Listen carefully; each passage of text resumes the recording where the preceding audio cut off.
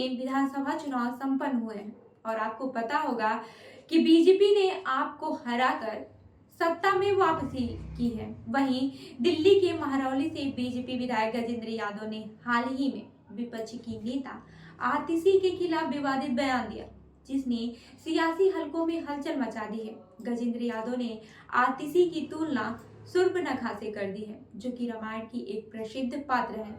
उन्होंने कहा कि जैसे रामायण में रावण और कुंभकर्ण मारे गए लेकिन शूर्पणखा बच गई, वैसे ही दिल्ली चुनाव में अरविंद केजरीवाल और मनीष सिसोदिया का राजनीतिक करियर भी खत्म हो गया है, लेकिन आतिशी जीत गई है। इस बयान ने विपक्ष के नेताओं को गुस्से में डाल दिया है और सोशल मीडिया पर भी इस पर तीखी प्रतिक्रियाएं देखने को मिली हैं। गजेंद्र यादव ने न केवल आतिशी को लेकर विवादित बयान दिया, बल्कि आम आदमी पार्टी के विधायकों को भी रुदाली कहकर नसीहत दी। उन्होंने कहा कि आपके विधायक केवल विरोध करने और रोने के लिए चुने गए हैं।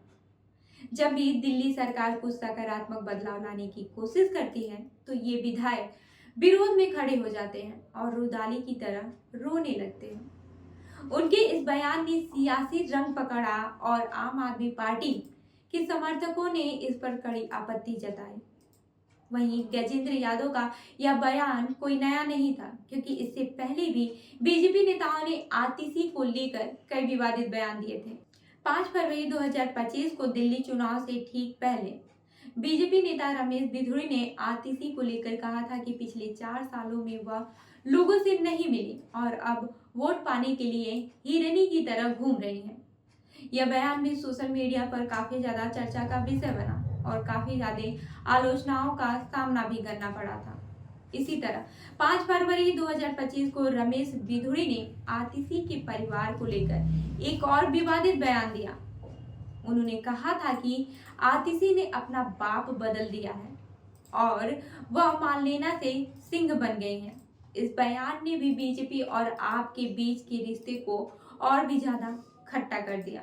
ऐसे बयान न केवल सियासी माहौल को गरमाते हैं, बल्कि व्यक्तिगत हमलों के रूप में भी सामने आते हैं, जो कभी लोकतंत्र और शालीनता की मर्यादाओं को तोड़ते हैं। गजेंद्र यादव के बयान ने इस बार सियासत में एक नई गर्मी पैदा कर दी है। उनका यह बयान न केवल आतिशी पर व्यक्तिगत हमला था, बल्कि आपके समग्र राजनीतिक दृष्टिकोण पर भी सवाल उठाने की कोशिश थी।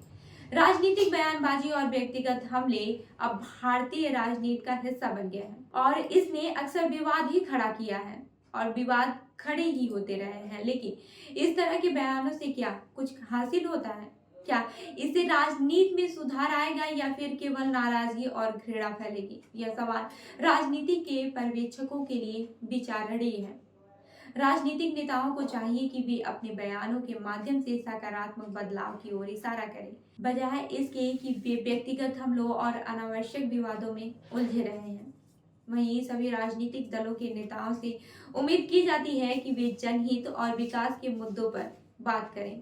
गजेंद्र यादव का यह बयान और उनसे जुड़ी प्रतिक्रियाएं यह दर्शाती हैं कि राजनीति में तीखा मुकाबला कभी खत्म नहीं होता है, लेकिन जब ये मुकाबला सियासी बयानबाजी के बजाय व्यक्तिगत हमलों और विवादों में तब्दील हो जाता है तो यह केवल देश की राजनीति को नुकसान पहुंचाता है। इस तरह के बयानों के बजाय नेताओं को चाहिए कि वे अपने कार्यों और नीतियों से जनता का दिल जीतें। आखिरकार हम सभी को समझना होगा कि राजनीति का असली उद्देश्य लोगों की सेवा करना है, न कि उन्हें बांटना या फिर विवादों में घेरना। क्या गजेंद्र यादव के बयान से यह संदेश जाएगा कि हमें अपने मतभेदों को राजनीति सीमा में ही रखना चाहिए, या फिर हमें इस तरह की बयानबाजी से बचने की आवश्यकता है? यह सवाल भारतीय राजनीति के लिए महत्वपूर्ण बन गया है। तो इस खबर पर क्या है आपकी राय, हमें जरूर बताइएगा और ऐसी ही अन्य खबरों के लिए LS न्यूज को लाइक, शेयर और सब्सक्राइब करना बिल्कुल न भूलें। धन्यवाद।